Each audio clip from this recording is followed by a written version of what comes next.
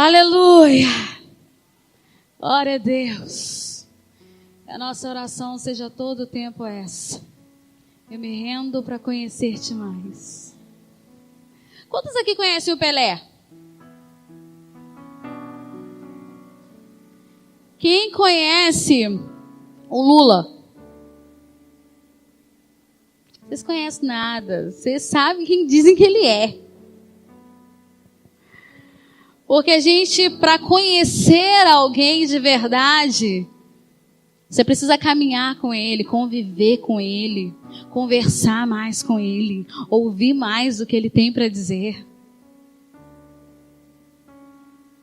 Nós falamos aqui, nós queremos conhecer-te mais. Nós precisamos fazer mais disso, ouvir mais. Separar mais tempo para ele. Eu tenho entendido de Deus que Deus tem um novo sacerdócio para levantar sobre essa nação. Hoje, pela manhã, a gente teve um tempo com os líderes aqui, inclusive hoje é o dia do líder, mais tarde nós oraremos por eles, reunidos aqui. E num momento que para muita gente pode ser tão simples e pode parecer desapercebido, mas o Pedrinho hoje orou no momento do lanche. E aquilo que para muita gente não tinha valor nenhum, pode não ter valor nenhum, ele conseguiu fazer daquela oração do lanche ali um momento especial. Ele conseguiu, ainda pequeno, enxergar uma necessidade que a liderança precisa ter. E o Senhor, enquanto nós cantávamos ali, estava a Sofia lá. Pode chover, pode chover, pode chover. E às vezes a gente olha isso como se fosse algo de criança. Mas eu creio verdadeiramente que o Senhor está se levantando de forma diferente sobre a nova geração. Eu creio que o Senhor também quer se levantar com um novo sacerdócio, onde vai nos levar a viver um avivamento. Nós temos aprendido, a palavra do Senhor nos ensina, que o avivamento continua no mesmo lugar. Mas para a gente poder encontrar o avivamento, nós vamos ter que perfurar poços. A gente vai ter que arregaçar a manga. A gente vai ter que ralar e cada vez ir mais fundo, e mais fundo, e mais fundo, e mais fundo. E o avivamento é mais precioso que petróleo. E quanto mais fundo você cava, mais você começa a ver o Espírito Santo jorrar na sua vida. Quantos perfuradores de poços de avivamento nós temos hoje aqui? Quanto mais fundo você cavar, quanto mais você buscar, quanto mais você se entregar, quanto mais você jejuar, orar, se render, se entregar, você vai poder ver o Espírito Santo jorrar através de você. Esse mês, o tema é Tempo de Glória. Tempo de glória. E o Senhor ministrava meu coração que a glória é algo que se busca todo o tempo, porque o Senhor é um Deus que se renova todo o tempo, não apenas todos os dias, mas a cada minuto, se renova sobre nós, se renova sobre nós. E às vezes a gente vive de glórias do passado, contando experiências do passado, satisfeitos com experiências do passado. E nessa noite o Senhor vem dizer para nós aqui, que quanto mais nós perfurarmos, cavarmos esses poços, Ele há de se revelar a nós com glória ainda maior. Com glória ainda maior. Senhor, nós estamos aqui porque queremos te ouvir falar, ó Deus. Fala conosco, Senhor. Conta para nós os teus segredos nessa noite. Leva-nos, ó Deus, a perfurar mais, a cavar mais fundo e mais fundo e mais fundo, Senhor. Que nós possamos sair, Senhor, da superficialidade, ó Deus, e encontrarmos em Ti águas que jorram do trono, que trazem vida, que trazem renovo, que muda o tempo, que muda a história, em nome de Jesus. Amém, Senhor. Abra sua Bíblia, lá no livro de 1 Samuel. Capítulo 2.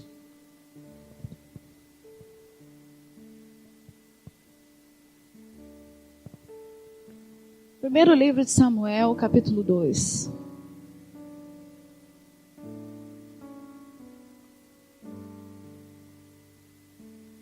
Versículo 12. Que diz assim: os filhos de Eli eram ímpios. Ou talvez em outra versão você vai ouvir escrito aí, filhos de Belial. Não se importavam com o Senhor. Os filhos de Eli eram ímpios, ou os filhos de Eli eram filhos de Belial, e não se importavam com o Senhor. Quando você lê o capítulo 1 e o capítulo 2 de 1 Samuel, você vai ouvir falar sobre a casa de Eli, sobre os filhos de Eli.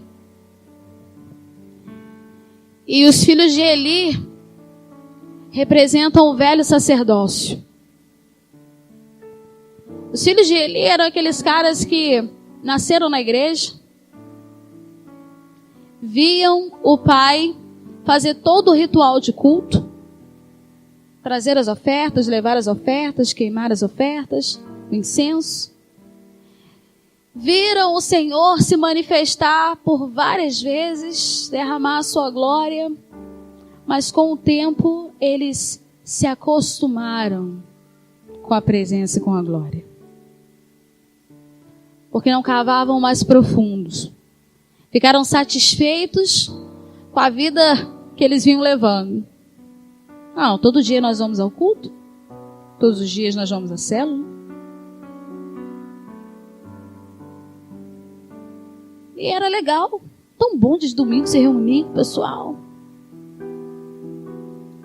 Mas eles se acostumaram tanto com aquilo que eles não conseguiam enxergar mais nada além daquilo. E quando você não consegue enxergar mais nada, não consegue enxergar além de mais nada, você se acomoda.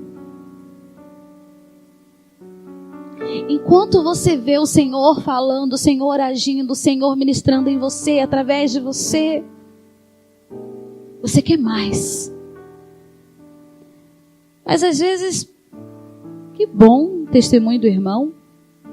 Que bom que os irmãos casaram. Que bom que o irmão arranjou um emprego. Que bom que ficou curado, mas isso não mexe nenhuma palha dentro do coração. Nada mais acontece. O velho sacerdócio é o coração daquele que já não quer mais perfurar poço nenhum. Porque acha que o que tem já é suficiente. O velho sacerdócio é o coração daquele que se acostumou com o que já viu acontecer, com o que já viu operar. Eu falava com o Senhor lá em casa. Nós vimos tantas coisas acontecer nesse ministério. Nós tivemos vigílias que nós não conseguíamos nos levantar do chão. Que era para terminar meia-noite, deu uma, deu duas, e a gente não conseguia literalmente se levantar pelo peso da glória do Senhor. Não era um local construído por nós. Era um aluguel, salão pequeno. Mas tinha gente perfurando poços de avivamento naquele lugar. E nós não podemos nos acomodar, ficar satisfeito com o que estamos vivendo hoje. Você deve ser grato ao que o Senhor tem feito hoje. Mas tudo que o Senhor quer encontrar em nós é gente inconformada, desejosa de querer mais de Deus, de se colocar mais à disposição dEle. O velho sacerdócio representa esses dois irmãos. que conheciam tudo sobre culto, que muito provavelmente conheciam tudo sobre palavra, mas já não sentiam mais nada. Estavam insensíveis ao toque do Senhor. E você sabe que quando a gente tem algumas partes do corpo que ela não começa a não sentir, que você toca, você não sente o fogo, né? Você não sente o quente, você não sente o frio. Isso é uma doença. Uma doença que até pouco tempo era muito falada, inclusive aqui no Tocantins, que se chama hanseníase, que é lepra. E o Senhor nos ensina com a sua palavra que quando o nosso coração já não consegue sentir mais nada, já não consegue mais sentir o toque do Senhor, o mover do Espírito, é porque a lepra anda nos consumindo. Estamos espiritualmente ficando leprosos quando não sentimos mais do seu mover e do seu agir, mais do seu toque. O Senhor não quer que você curta uma programação legal. O Senhor não quer que você fique animado com os hinos que você escuta e fala que legal, que bonito. O Senhor quer mais do que isso. O Senhor quer que você o sinta. Que você sinta o seu toque, porque aí todas as outras coisas serão só uma consequência daquilo que Ele já começou a fazer em você. E você sabe o que começa a acontecer quando você já não começa a sentir mais nada? A gente começa a viver de religiosidade. De manhã, escola de líderes, 9 horas, escola bíblica, torre de oração, culto às 7, culto às 7. Às 7, termina mais ou menos às 9h30, 10 horas. Segunda-feira, nossa lida. Terça-feira, célula. Você tem um ritualzinho de todo dia, você já sabe. Entrou, saiu, foi legal, é tão bom, né? Sentar com os irmãos, conversar com os irmãos, fazer um lanchinho depois da célula, rir um bocado. Ontem a gente riu um bocado lá em casa, glória a Deus. Mas a verdade é que nós estamos vestidos de religiosidade. E tudo que o Senhor não suporta é religiosidade.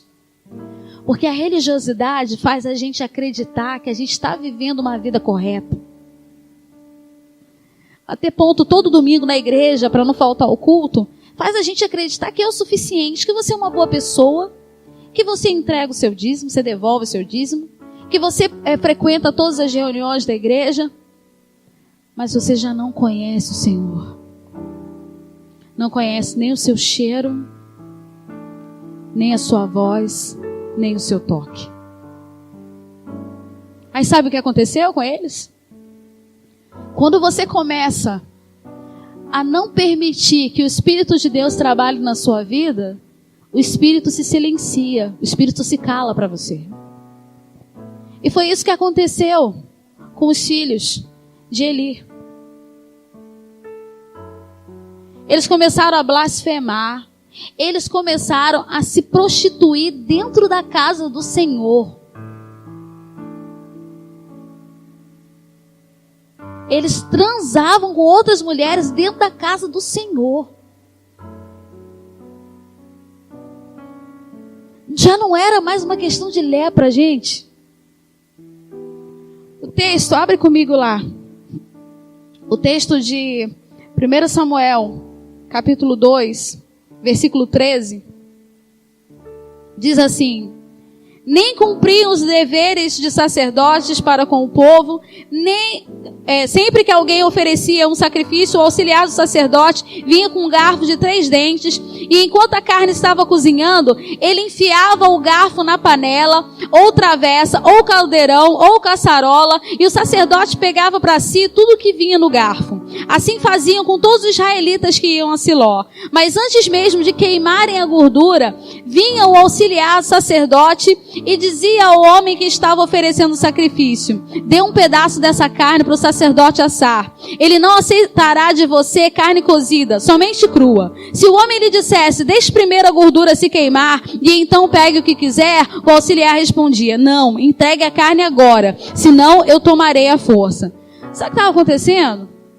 Quando o pessoal ia oferecer o sacrifício, eles metiam lá o garfo naquela carne que estava sendo sacrificada ao Senhor, e eles não queriam esperar para que fosse entregue, para que a gordura, né, escorresse, como era o costume do sacrifício. Eles queriam tomar a frente, eles queriam comer daquilo na frente, chegar ao ponto de dizer assim, não vamos esperar, ou tu dá agora, nós vamos tomar de você. Eles estavam se achando, eles estavam cheios de si.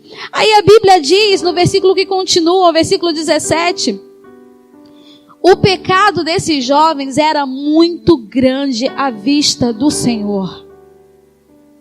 Sabe qual era o pecado desses jovens? Era a falta de temor.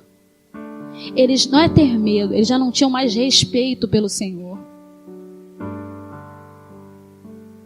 Eles se corrompiam, eles blasfemavam, eles se prostituíam e agora eles tomavam do altar do Senhor. Já não tinha mais temor.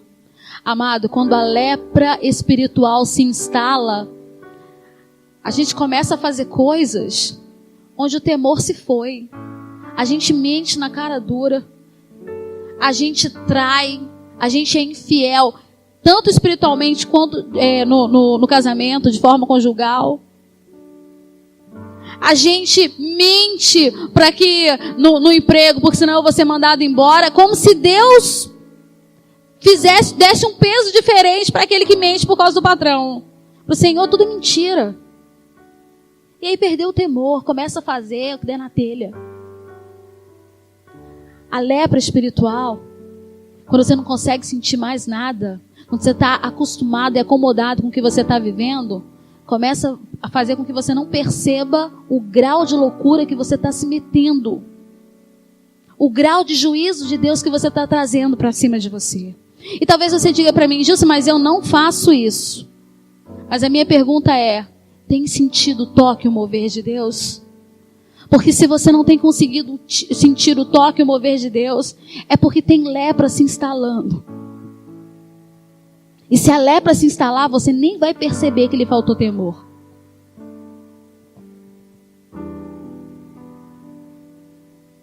E você sabe o que acontece? Enquanto tudo isso estava acontecendo, Deus levanta um menino, que eu acredito que ele tinha a idade do Pedrinho, pelos estudos que se tem a respeito. Um menino chamado Samuel. O sacerdote já estava velho. O sacerdote Eli, a Bíblia diz que ele estava gordo, cego e imóvel. Não tinha mais agilidade para nada. Não enxergava mais nada. Não se movia para nada. E os filhos estavam fazendo o que queriam da casa do Senhor.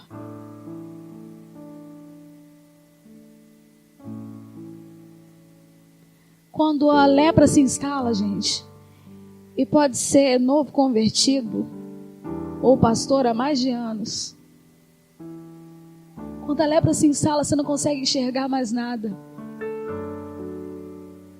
E aí Deus ministra sobre a vida de Samuel uma primeira coisa que você não pode esquecer nunca. Ensina Samuel a ouvir a voz dele. A Bíblia diz que esse era um tempo que ninguém ouvia mais nada, que não havia mais profecias, que nada estava acontecendo, mas Deus chamou um menino que deveria ter seus 8, 9, 10 anos. Um menino. Samuel. Só que ele ainda não tinha experiência com o Senhor. E ele achava que era o sacerdote. E ele voltava lá e aí, me chamou? Samuel, não. Volta lá, deita. Se chamar de novo, é o Senhor. Apesar de Eli estar do jeito que estava, todo busanfã, espiritualmente, ele sabia que Deus estava se movendo para falar com aquele menino. E ele usa o menino, ele diz para o menino, olha, se ele chamar de novo, você diz: eis-me aqui. E Samuel assim fez, e o Senhor fala com Samuel. Mas o Senhor fala uma palavra tão dura a respeito da casa de Eli, do tempo que eles estavam vivendo. Aí imagine você, um menino de 10 anos de idade, escuta a voz do Senhor. E ele diz: o que ele falou para você? Pode me falar? E ele tem que dar uma palavra dura para alguém que era muito mais velho do que ele, que teve muito mais experiências do que ele. Olha que ponto chegou o sacerdote. Não interessa quantas coisas você já viveu no Espírito. Não interessa se você foi arrebatado, se você descansou no Senhor, no seu Espírito, se você falou em línguas, se você curou, se você profetizou. Porque se eu não sinto mais nada, é porque a lepra está se instalando. E aí o Senhor tem que tocar numa nova geração para poder escrever uma nova história. Eu dizia para o Senhor lá em casa, eu falei: ó Senhor, da minha geração não pode passar por mim. Eu preciso ser a Samuela da minha geração. Eu não posso permitir. E não que eu não me agrade, eu fiquei tão abençoada hoje com a oração do Pedrinho pela manhã, mas eu não posso permitir de me deixar ficar acomodada como sacerdote Eli e vendo Deus usar uma criança e eu não ser mais usada. Que bênção ver usar a criança. Eu quero é mais que esses meninos tudo aí se levante pregando, né, Lucas? Né? Profetizando, não, João Augusto? Mas essa geração, a sua geração, não pode passar por você sem receber do Senhor a palavra por meio de você. E aí o que acontece? Samuel primeiro aprende a ouvir. Depois o Senhor ensina ele a falar. E aí enquanto ele ouve, ele aprende a discernir o que estava acontecendo em volta dele. Deus conta para ele a situação, a postura dos filhos de Eli. Deus mostra para ele o que estava acontecendo, a bagunça que estava acontecendo em volta. Porque aquele sacerdote, o velho sacerdócio, que estava lá acabado, parado, imóvel, cheio de si mesmo, gordo de si mesmo, espiritualmente, imóvel, já não fazia mais nada. Aí, nesse tempo, lá no versículo, capítulo 7, lá para frente, a gente vê que Israel ia enfrentar os filisteus numa guerra. E aí os filhos de Eli acharam assim, fácil para nós, porque nós temos a Arca da Aliança. E a Arca da Aliança nós sabemos que é o símbolo do quê? Da presença do Senhor. Eles falaram: pronto, nós vamos encarar essa turma, é só trazer a arca. A gente traz a arca e resolve a parada, porque onde está a presença do Senhor, a gente tem a vitória certa. Você sabe o que aconteceu? Levaram uma coça. Gilson, mas era a presença do Senhor. Não pense você que você pode ministrar ou fazer qualquer coisa para o Senhor com a sua vida toda errada, que o Senhor vai te respaldar e vai te dar vitória. Te conserta. Coloca a tua vida no altar. Porque se você não buscar por arrependimento sincero, genuíno diante do Senhor, você pode clamar e o Senhor não vai atender. Você pode pedir e o Senhor não vai atender. Gilson, mas eu estou clamando. Não, se houver arrependimento sim, mas sem arrependimento você vai ficar rouco. Sem arrependimento você vai ficar cansado de gritar, de berrar e de chorar e nada vai acontecer. E aí os bonitinhos acharam que só de chamar, de pedir para trazer a arca, que iam receber a vitória. Levaram uma coça. O povo de Deus foi massacrado. É essa expressão que é usada na palavra. Eles foram massacrados. E sabe o que é pior? Os filisteus sabiam do peso, da importância que tinha aquela arca. Tanto é que a princípio eles deram uma medrada, mas aí teve alguém que falou assim, não, bola pra frente, tenham coragem, filisteus. E aí eles atacaram, foram pra cima, venceram, e eles falaram assim, agora a gente leva a arca com a gente. Sabe o que acontece? Quando você brinca de crente, quando você brinca de servo, além de você ser massacrado, você deixa vulnerável aquilo de mais importante que deveria ser para a sua vida, que é a presença do Senhor. E quando a presença do Senhor se vai, amado, você não tem mais nada. Se você perde a presença do Senhor na sua vida, você não tem mais nada. E se você não tem mais nada, você está destruído. Deixaram vulnerável. Quantas vezes será que eu e você temos deixado vulnerável a presença do Senhor nas nossas vidas? Porque nós insistimos a fazer a coisa do nosso jeito. Porque nós insistimos a ministrar alguma coisa da nossa forma. Eu posso falar aqui a noite inteira, dia após dia. Louvor pode cantar, você pode pregar, liderar uma célula. Se não houver a presença do Senhor, não tem unção, não tem propósito e ainda vai ser envergonhado. Será que você tem aberto mão para deixar a presença do Senhor vulnerável na sua vida? Eu estou cansado disso, trabalhei muito. Eu fico cansado de vir para a igreja, eu fico cansado de vir para a vigília, eu fico cansado de vir para o culto. Você não está cansado. Você não está cansado, não. Você está ficando leproso. Porque quem renova as nossas forças é a presença do Senhor. E enquanto você estiver colocando a presença do Senhor, deixando a presença do Senhor na sua vida de forma vulnerável, a lepra vai se alastrando. E aí, depois que tudo isso acontece, que o povo é massacrado, que o povo de Deus passa a vergonha de ser massacrado e a presença do Senhor se vai.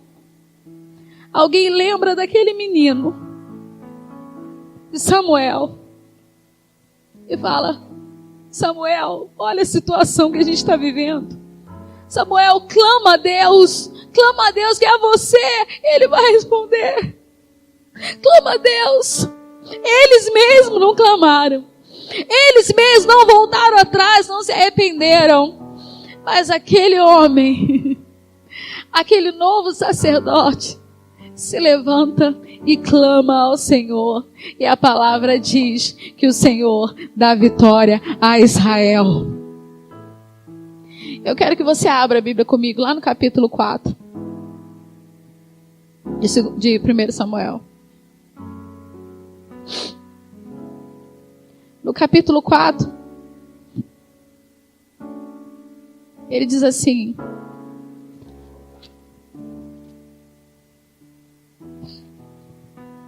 o vento está balançando aqui.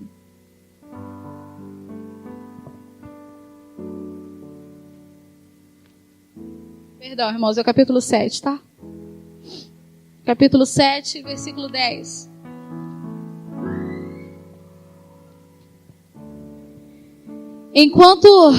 Vamos ler cá do versículo 7. Capítulo 7, versículo 7. Quando os filisteus souberam que os israelitas estavam reunidos em Mispá, os governantes dos filisteus saíram para atacá-los. Quando os israelitas souberam disso, ficaram com medo e disseram a Samuel, não pare de clamar por nós ao Senhor, o nosso Deus, para que nos salve das mãos dos filisteus. Então Samuel pegou um cordeiro ainda não desmamado e o ofereceu inteiro como holocausto ao Senhor. Ele clamou ao Senhor em favor de Israel e o Senhor lhe respondeu. Enquanto Samuel oferecia holocaustos, os filisteus se aproximaram para combater Israel. Naquele dia, porém, o Senhor trovejou com fortíssimo estrondo contra os filisteus e os colocou em pânico e foram derrotados por Israel. Amado, nós estamos precisando de gente que se levante para clamar mesmo quando ninguém mais quer clamar. Nós estamos precisando de gente, um novo sacerdócio, de Samuéis que se levante para orar, para jejuar, para buscar, para estar no culto, para clamar aos irmãos, para interceder pela vida, pela família do irmão, para levantar mais cedo, para dormir mais tarde, para acordar pelas madrugadas, para se colocar à disposição do Senhor, para interceder por esse povo. Porque a palavra diz que aquele homem, quando ninguém queria fazer, ele disse: eu vou fazer. Quando que ninguém queria sacrificar ao Senhor, e sacrifício, amado, significa que você está abrindo mão de alguma coisa. Tempo, dinheiro, própria vida. E Samuel foi aquele que disse: eu vou sacrificar, mesmo que ninguém queira sacrificar. Eu vou honrar o Senhor, mesmo que ninguém queira honrar. Eu vou obedecer, mesmo que ninguém queira obedecer. E o Senhor fez de Samuel um grande juiz. A Bíblia diz que até o fim dos seus anos, ele julgou Israel. Ele fez diferença naquela história. E num tempo onde já não se ouvia mais a voz do Senhor, Deus usa a boca daquele menino que cresce e é usado pelo Senhor. Minha pergunta hoje para você é: onde estão os Samuéis? Você está aqui, Samuel? Você está ouvindo o Senhor te chamar, Samuel? Você está entendendo o que o Senhor quer dizer para você, Samuel? O que é que você está disposto a fazer, Samuel? Para ver a coisa ficar diferente, para ver a sua nação se tornar diferente, a sua cidade se tornar diferente, para ver o seu povo sendo liberto da mão do inimigo, para que a vitória se levante, para que o Senhor o honre. O que é que você está disposto a fazer, Samuel? Eu quero chamar você, que nessa noite quer se colocar como Samuel, aquele que está ouvindo hoje o chamado do Senhor e que está disposto a fazer o que for necessário para que a glória seja restaurada nessa casa. Quero chamar você aqui na frente. Você que de repente olha para o lado e não vê ninguém fazendo. De repente você percebe que tanto crente nessa cidade, tanta igreja aberta e a corrupção continua espalhada. Não é fácil ser Samuel, mas é poderoso. Deus quer restaurar a sua glória, amado. Deus quer restaurar a glória na sua casa. E quando você começa lendo o capítulo de Samuel, pode chegar mais para frente. Quando você começa lendo o livro de 1 Samuel, você vai ouvir, você vai ler uma coisa, dizer que antes que a chama da luz, da lamparina, do lampião, da lanterna se apagasse, Deus chama por Samuel. Ele está dizendo para nós: ainda há tempo. Ainda há tempo de mudar a história do povo. Ainda há tempo de mudar a história da cidade, de mudar a história da sua casa, de mudar a história desse país. Oh, que coisa linda. Eu ouvi o pessoal falando das aberturas das Olimpíadas. Que legal ver tudo isso acontecendo aqui. Mas isso não sustenta o nosso povo.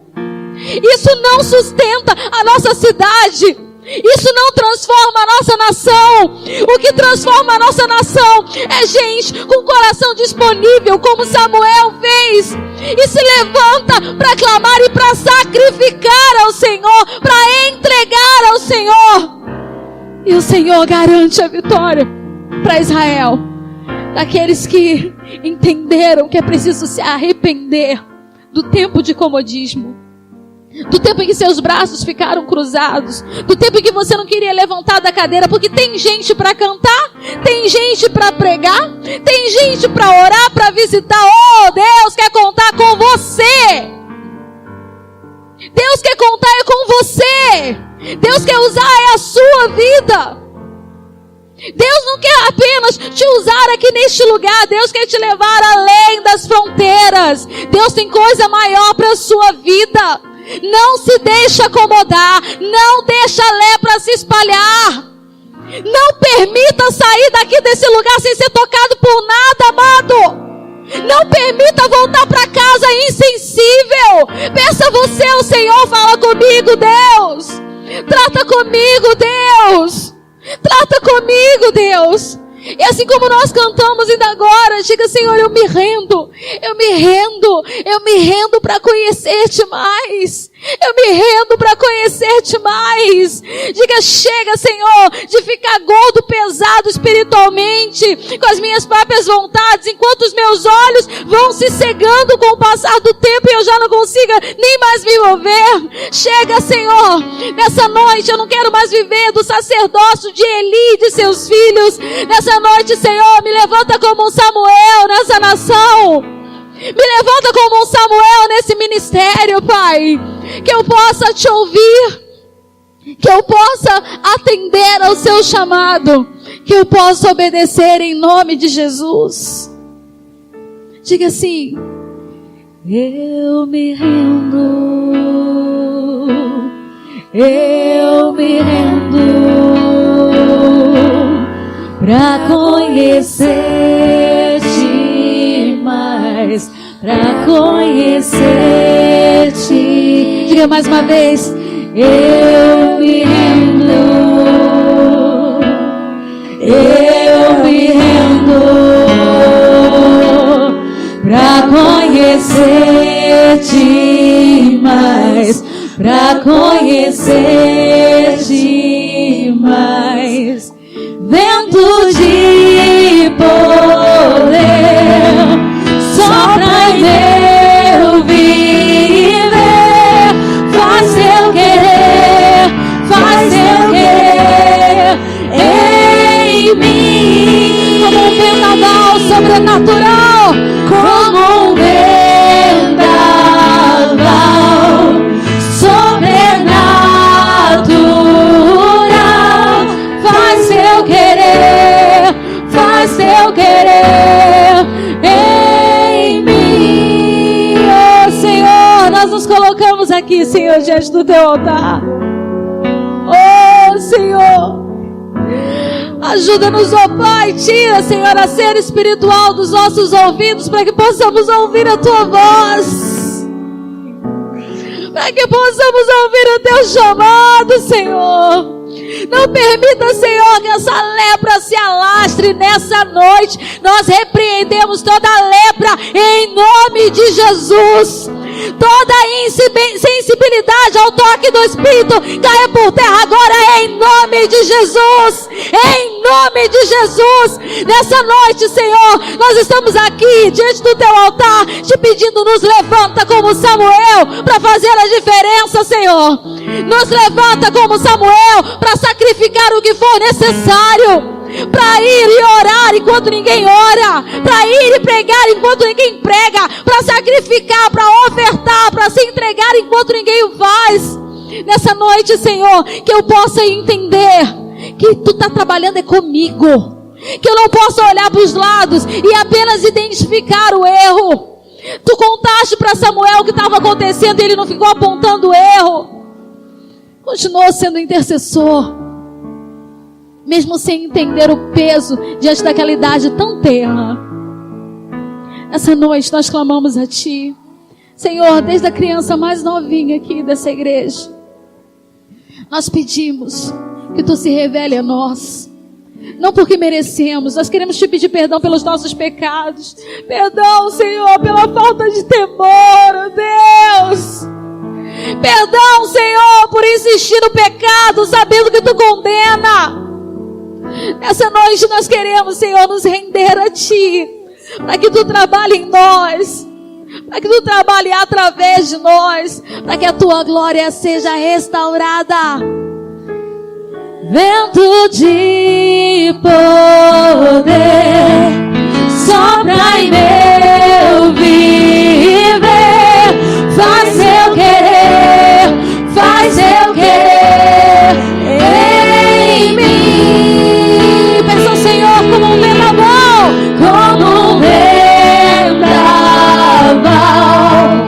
sobrenatural, faz eu querer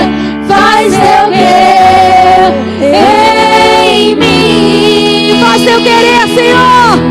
Faz teu querer, faz teu querer em mim. Abre a tua boca e fala pro Senhor. Faz teu querer, faz teu querer em mim. Só a igreja pode dizer mais uma vez. Faz teu querer, faz teu querer em mim. Louvado seja o teu nome, Senhor. Novo tempo, novo sacerdócio, uma geração que aprende a te ouvir, a te obedecer. Aleluia! Aleluia! Aleluia! Aleluia! Abençoe a vida do teu irmão. Ajuda ele a levantar. Diga para ele em nome de Jesus. Fala com ele aí. Que o Senhor sustente em nós essa unção de Samuel. Diga para ele aí em nome de Jesus. Que o Senhor sustente em nós essa unção de Samuel. Fala pro outro aí que o Senhor sustente em nós essa unção de Samuel. Glória a Deus.